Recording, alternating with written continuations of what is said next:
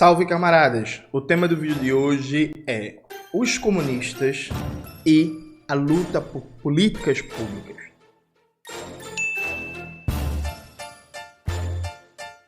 Antes de começar propriamente o tema do vídeo do canal, quero muito agradecer a você que ajuda a manter e melhorar nosso canal a partir do Apoia-se. Seu apoio é fundamental para a gente continuar o nosso trabalho. Preferi o Pix, está aparecendo aqui como QR Code na tela do vídeo. Note, eu lancei um vídeo no canal, né? Pirula e Ian Neves debatem a proposta das esquerdas para segurança pública. Coloca aí na tela, Maxwell, por favor. O vídeo deu bastante repercussão, muitos comentários. E eu sempre paro para ler os comentários dos vídeos, né? E eu reparei muita gente falando, um negócio que inclusive eu falo no meu canal há muito tempo, que os comunistas, a esquerda radical, revolucionária, precisa qualificar melhor o debate sobre políticas públicas. E aí, veja, quem acompanha meu canal há muito tempo sabe que eu venho defendendo isso há anos. Em que sentido? Vamos lá. Há uma divisão na esquerda brasileira que é assim, progressistas, de maneira geral, que não falam de revolução, que não falam de socialismo, ou quando fala é só em seminário acadêmico ou em dia de festa, e lembra de citar a palavra socialismo, mas não está na sua atuação política no dia a dia. Eles normalmente entendem muito de políticas públicas, tem as conexões políticas e organizativas com grupos de pesquisa, com acadêmicos, com instituições envolvidas na formulação de políticas públicas e também com movimentos sociais, com coletivos. Então, são esses progressistas que dominam mais ou menos o debate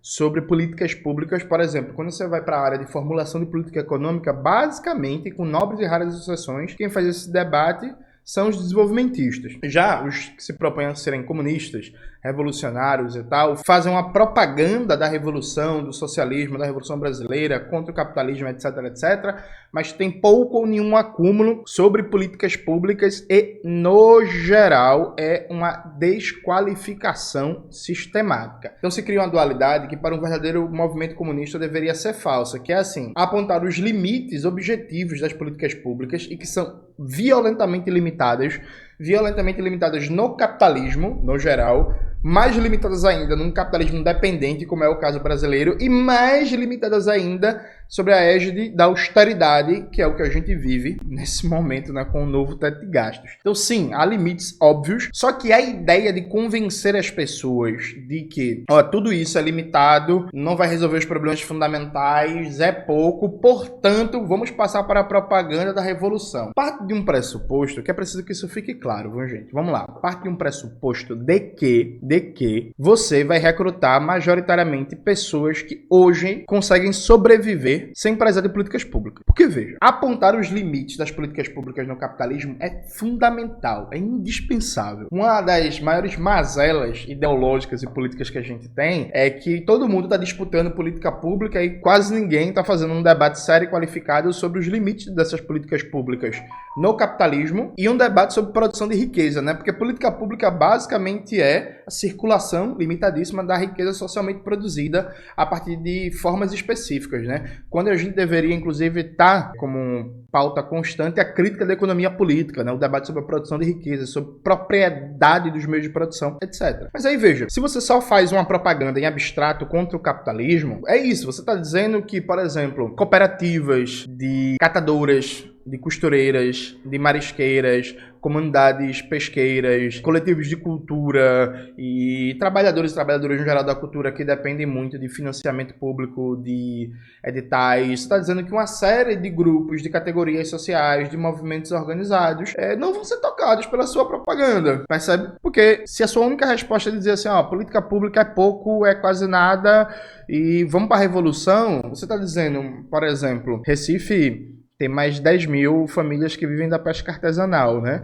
E que faz muita diferença nas condições de vida material dessas famílias, se elas têm ou não alguma política pública, algum apoio do poder público, ou não. Então você está dizendo para essas pessoas assim, bicho, tu vai ficar se fudendo até a gente conseguir a revolução. Até lá, assim, não vai ter muita mudança suas condições objetivas, materiais de vida. Então, assim, essa divisão, ela não deveria existir. Especialmente porque, a partir do momento que você deixa o debate de políticas públicas para os sociais liberais e para os reformistas, O que você está fazendo enquanto comunista é deixar com que esse debate seja dominado por concepções ingênuas, tecnocráticas, falsas, ideológicas e reformistas, no sentido de que achar que uma política pública vai resolver um problema, por exemplo, como resolver o problema da fome? Política pública não é com reforma agrária, não é com nacionalização de terras, não é com mudar radicalmente a estrutura produtiva, é com política pública, percebe? Então, veja, eu estou convencido, desde 2020, isso se consolidou,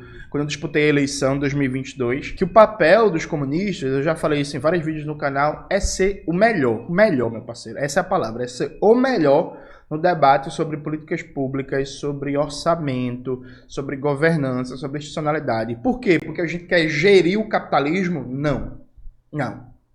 Diferente de alguns companheiros de outras organizações, por exemplo, gente que eu respeito, que está no PCdoB, que vem com esse debate que os comunistas têm que aprender a gerir o capitalismo. Eu não acho que não, a gente não tem que gerir porra nenhuma de capitalismo, não. Agora a gente tem que ser o melhor nesse debate, o mais qualificado, o mais sério, que tem maior acúmulo, para influir, organizar e dirigir os movimentos de luta por políticas públicas, para que essas lutas por políticas públicas não acabem em si mesmas e sejam elementos da criação de revolucionários e revolucionárias, do avanço da consciência crítica sobre os limites do capitalismo independente brasileiro e do Estado burguês, que a gente consiga fazer uma ponte entre política pública e luta por reformas estruturais e que, inclusive, essas próprias lutas por reformas sejam formas de preparar as condições para uma revolução, ou seja, como diria Rosa Luxemburgo, na reforma ou revolução, né? A luta por reforma será um treinamento político para a conquista do poder. Então veja, esse ano, por exemplo, tem eleições municipais. Veja, gente, com nobres e raras exceções, no geral, os comunistas não têm porra nenhuma a dizer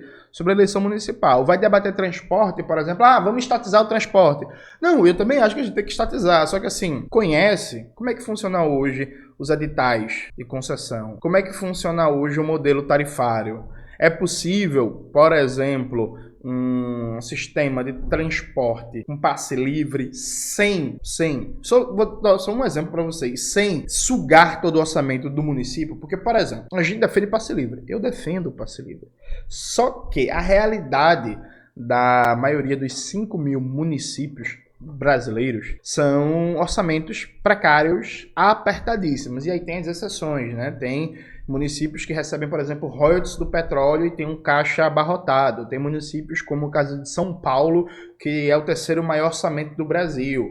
Já tem outros municípios que tem algum polo industrial, alguma coisa, tem uma arrecadação muito alta e tem um caixa maior. Só que essa não é a realidade da maioria dos municípios. Então, por exemplo, daria para instituir um passe livre para todo mundo, custeado pelo município, sem que isso destrua a capacidade de investimento e de custeio na saúde, na educação, na cultura, no lazer, na zeladoria da cidade, etc. Veja, é uma questão concreta. Eu não acho, por exemplo, que a falta de orçamento do município é impeditivo para instituir um passe livre e municipalizar um sistema de transporte. Agora é preciso estudar, precisa ter alternativa, precisa fazer um debate concreto, dizer assim, um passe livre, com tantos ônibus, em tantas linhas, funcionando desse jeito, custaria tanto e o orçamento vai sair daqui.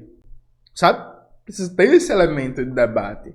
É preciso ter alternativas concretas. Não dá pra gente só sair dizendo, não, estatizar. Não, beleza, vamos estatizar. Mas estatizar é só a forma jurídica do negócio. Vamos dar proposta concreta, como é que seria o modelo de financiamento, como é que seria o modelo de governança, tal. E aí, veja, fazer esse debate não é oposto à radicalidade. Pelo contrário, você pode, inclusive, fazer esse debate qualificado, sério, falando de modelo de financiamento, de governança, de gestão, condições de trabalho dos rodoviários e rodoviárias, e a partir desse debate, inclusive, você questionar a própria necessidade de propriedade privada dos meios de produção. Então, assim, a gente consegue, sim, organizar um serviço público, gratuito, universal, com controle popular direto no transporte, porque não consegue em outras áreas. Consegue, sim.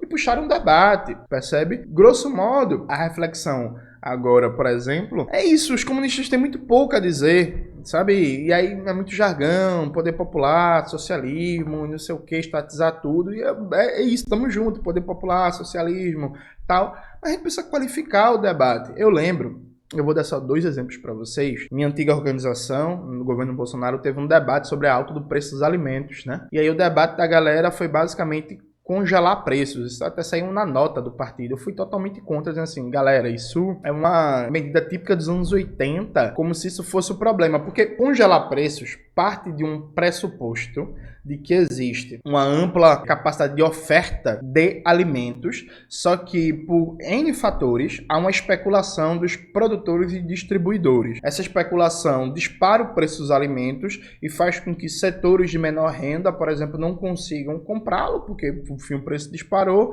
e aumenta a fome. Só que veja, durante o governo Bolsonaro, quando, por exemplo, o preço da carne disparou, o problema não era esse, sabe? O problema era que o governo Bolsonaro, diferente da imensa maioria dos países do mundo durante a pandemia, não impôs limites à exportação de alimentos para garantir o abastecimento do mercado interno. Então, assim, aliado a isso, né, o Bolsonaro fez várias outras políticas, né, como desmontar a Conab, a Companhia Brasileira de Abastecimentos, a política de estoques reguladores, que uma porrada de países no mundo usa, restringiu muito crédito para a agricultura familiar, diminuindo a oferta importante de alimentos para o mercado interno, etc, etc, etc. Então, naquele contexto específico, impor restrições à exportação, garantindo o abastecimento do mercado interno, cobrar a reativação da Conab e de uma política de estoques reguladores, iria de imediato baixar o preço dos alimentos, não precisava congelar preço. Percebe? Então assim, mas Jones impor limites à exportação e defender a reativação da Conab não é radical. Não sei se não é radical. Porque, por exemplo, por que o governo Bolsonaro deu um libero geral para as exportações no auge da pandemia? Porque vários países do mundo colocaram limites às exportações de alimentos, porque a pandemia causou uma paralisia de várias cadeias produtivas, né, globais, e aí isso, consequentemente, fez com que o preço dos alimentos disparassem. Os exportadores brasileiros estavam ganhando bilhões, porque o Brasil era um dos poucos países relevantes do mundo que estava com exportação liberada no contexto da pandemia, com preço lá em alta, impor limite às exportações ia ter como consequência imediata não só garantir o abastecimento no mercado interno e baixar o preço dos alimentos, consequentemente baixar um pouco a fome, como também ia fazer a burguesia perder bilhões, né? A radicalidade é o quê? A radicalidade ela é formal, ela é retórica ou é a radicalidade de objetivos?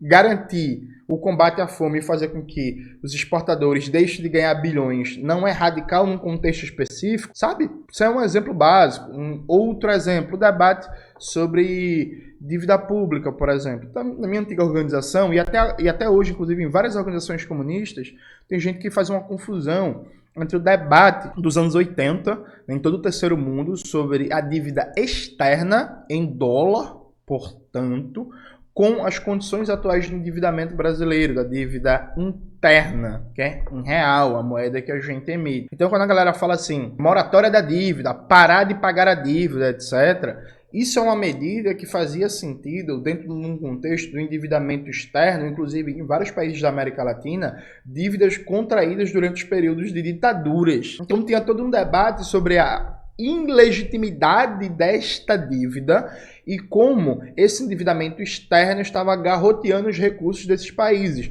Então tinha um debate sobre perdão das dívidas do terceiro mundo, tinha um debate sobre moratória, tinha um debate sobre ilegitimidade e ilegalidade dessas dívidas. O debate hoje sobre dívida pública no contexto brasileiro é diferente. Só que aí eu vi na minha antiga organização e vejo até hoje várias organizações comunistas poderiam inclusive avançar nesse debate, gente que traz mecanicamente, mesmo debate dos anos 80 para as condições atuais, sabe, confundindo endividamento externo com endividamento interno e nem entendendo a diferença de cada um deles. Então veja, eu estou convencido que é tarefa sim dos comunistas de a gente se apropriar da nossa realidade, desde uma perspectiva histórico-estrutural, crítica, compreender com qualidade a formação social brasileira, como também a gente se apropriar e muito de como funciona a institucionalidade burguesa, de como funcionam os orçamentos, com essas competências dos 3 níveis do poder público, municipal, estadual, federal. A gente conseguir, por exemplo, influir nesse momento no debate sobre orçamento, sobre a LDO, que começou no Congresso Nacional. E aí, mais uma vez, eu falei isso ano passado, você vai ver isso se repetir. Por exemplo, vai ter exceções, evidentemente, mas a maioria dos intelectuais comunicadores e youtubers marxistas que você acompanha não vai falar do debate do orçamento que está rolando no Congresso Nacional.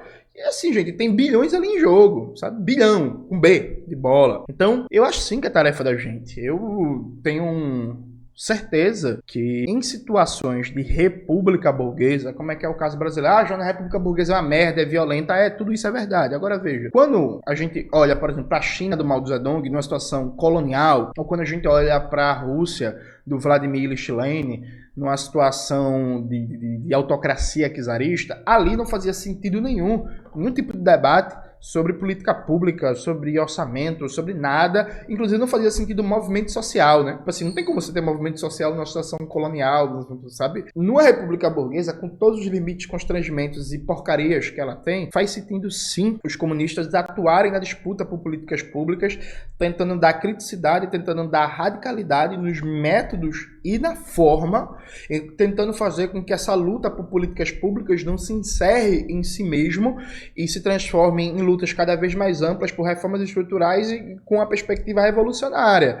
E aí, assim, gente, se a gente não pauta essas lutas, vai ter quem vai pautar. E quem é que pauta hoje? Por exemplo, um debate sobre segurança pública, quem pauta isso é UNG. Um debate sobre segurança pública progressista de esquerda no Brasil é todo dominado por ONG. Jones está criticando ONG abstrato? Não, tem ONGs e tem ONGs. Agora, mesmo as ONGs sérias, fazem um trabalho importante e tal, não acho que tem que ser ONG que tem que pautar um debate estratégico como esse. Desculpa, acho que são as organizações da classe trabalhadora, percebe?